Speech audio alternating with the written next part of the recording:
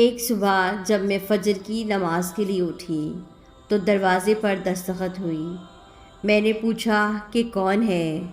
تو آواز آئی مسجد اقصیٰ۔ میں سن کر حیران ہو گئی کہ یہ کیسا نام ہے۔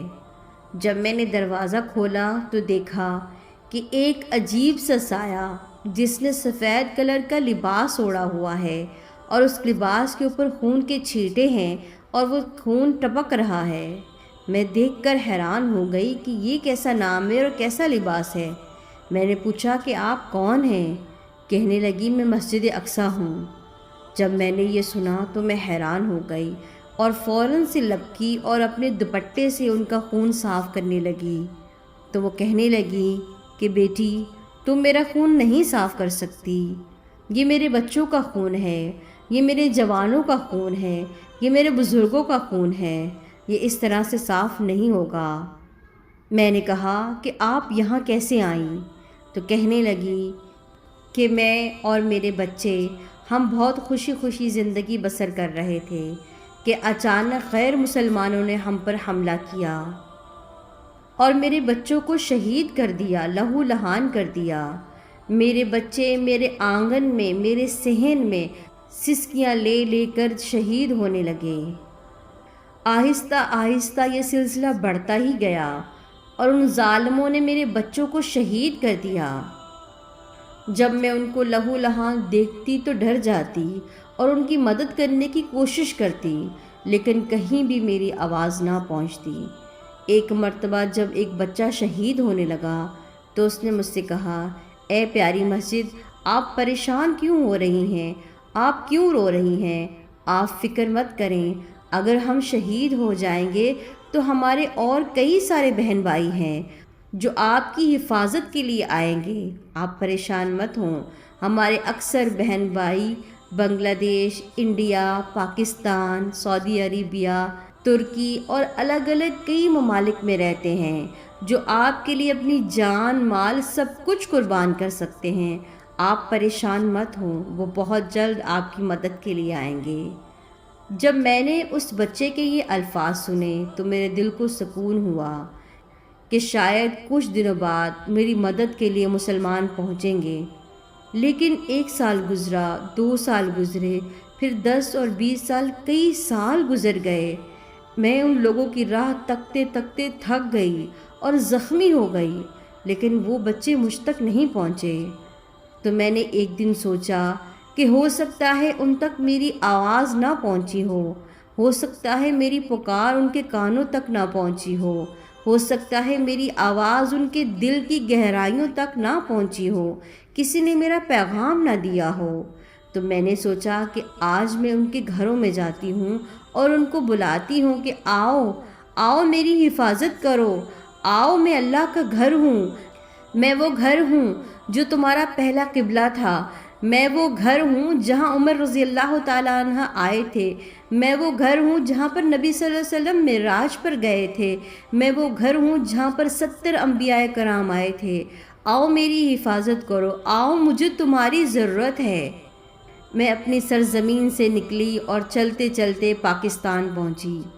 جب میں نے یہاں آ کر دیکھا تو لوگ تو اپنی زندگی میں مست ہیں، کسی کو میری کوئی پرواہ نہیں ہے۔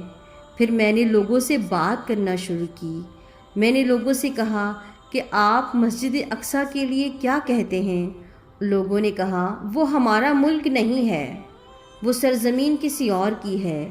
ہم مسجد اقصیٰ کا احترام کرتے ہیں، لیکن وہ سرزمین کسی اور کی ہے اور ہمارے پاس ٹائم نہیں، ہمارے بال بچے ہیں، ہمیں انہیں پالنا ہے، اور میں گھر کا واحد فرد ہوں جو کمانے والا ہوں۔ میں کیسے اپنے بال بچوں کو چھوڑ کر مسجد اقصیٰ کے لیے جا سکتا ہوں؟ بہرحال میں یہ دیکھ کر بہت افسردہ ہو گئی۔ پھر میں آگے بازار میں گئی۔ میں نے دیکھا کہ ایک ریڑھی والا جو غریب ہے وہ فروٹ بیچ رہا ہے۔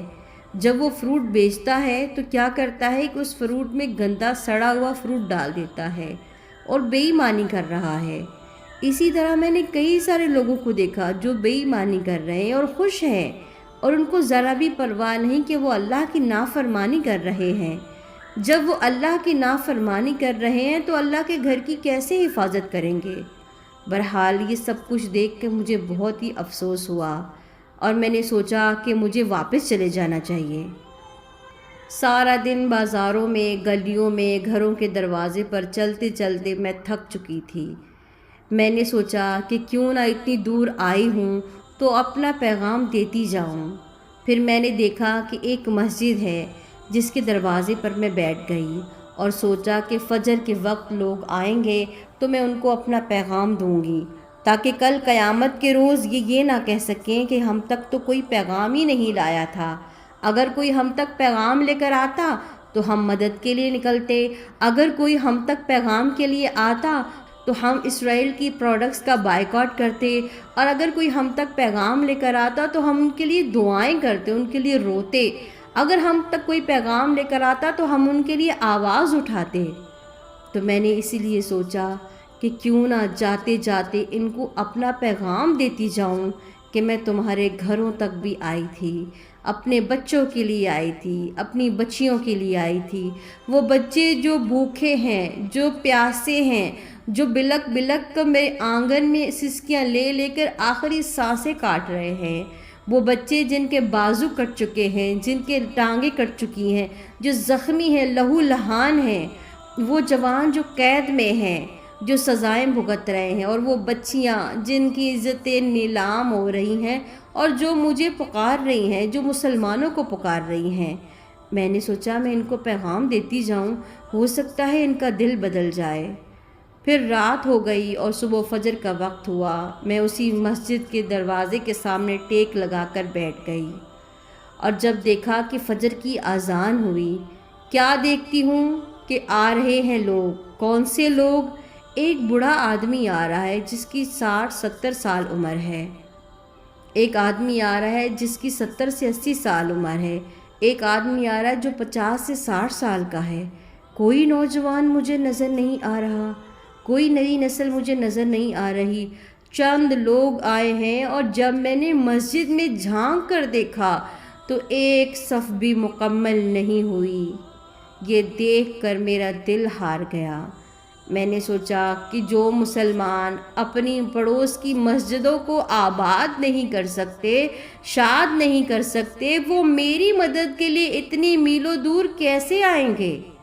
یہ دیکھ کر میرا دل چور و چور ہو گیا اور میں افسردہ ہو کر وہاں سے جانے لگی۔